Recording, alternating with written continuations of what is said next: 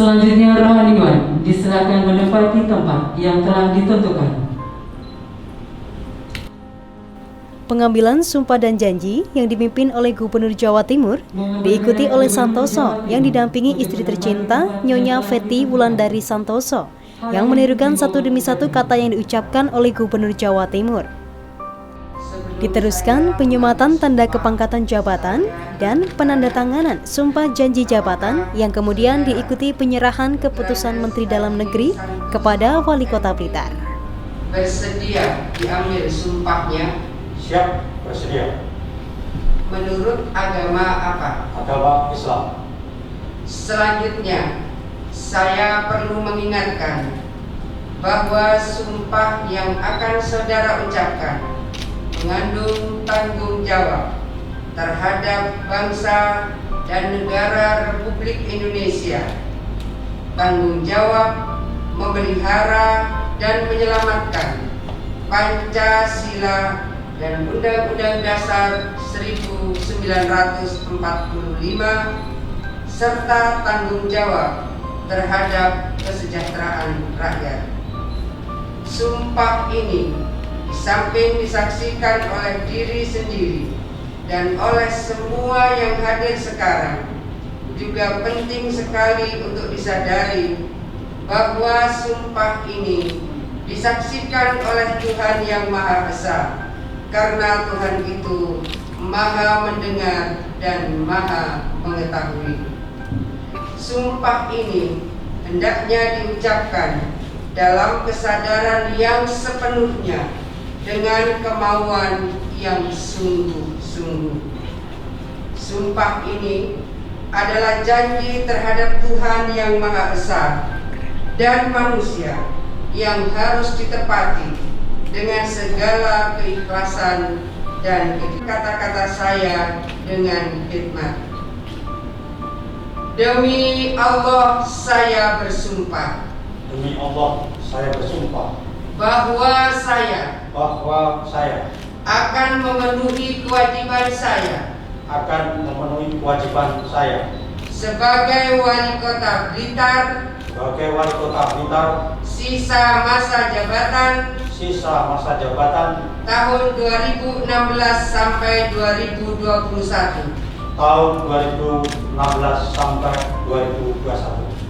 dengan sebaik-baiknya dan seadil-adilnya memegang teguh Undang-Undang Dasar Negara Republik Indonesia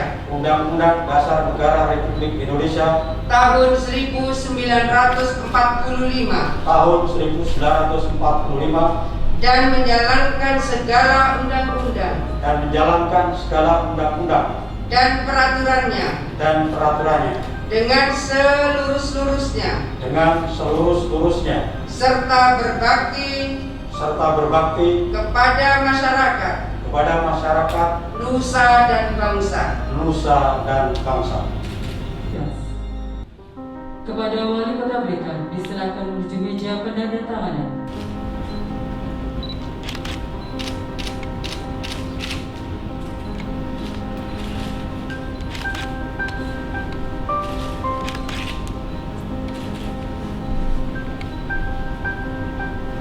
Selanjutnya Gubernur Jawa Timur.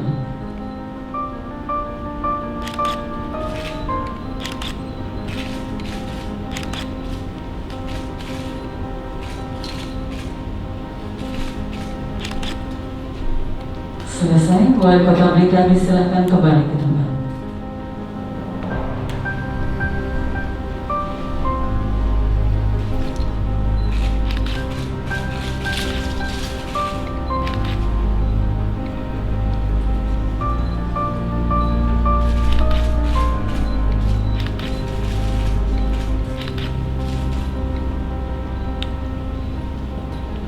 Dilanjutkan pemasangan tanda pangkat dan tanda jabatan wali kota serta penyerahan petikan keputusan.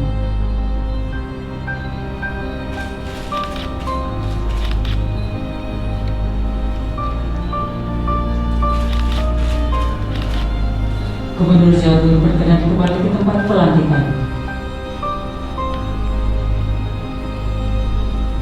Dengan mengucapkan syukur kehadirat Allah Subhanahu wa Ta'ala, Tuhan yang Maha Esa, atas rahmat dan taufiknya, pada hari ini Selasa tanggal 19 Mei tahun 2020, saya Gubernur Jawa Timur atas nama Presiden Republik Indonesia dengan resmi melantik Saudara Dr. Andes Haji Santoso MPD sebagai Wali Kota Blitar sisa masa jabatan tahun 2016 sampai 2021 berdasarkan keputusan Menteri Dalam Negeri Republik Indonesia tanggal 21 April tahun 2020 nomor 131.35/737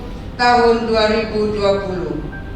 Saya percaya bahwa saudara akan melaksanakan tugas dengan sebaik-baiknya sesuai tanggung jawab yang diberikan. Atas nama Presiden Republik Indonesia, Gubernur Jawa Timur Khofifah Indar Parawansa.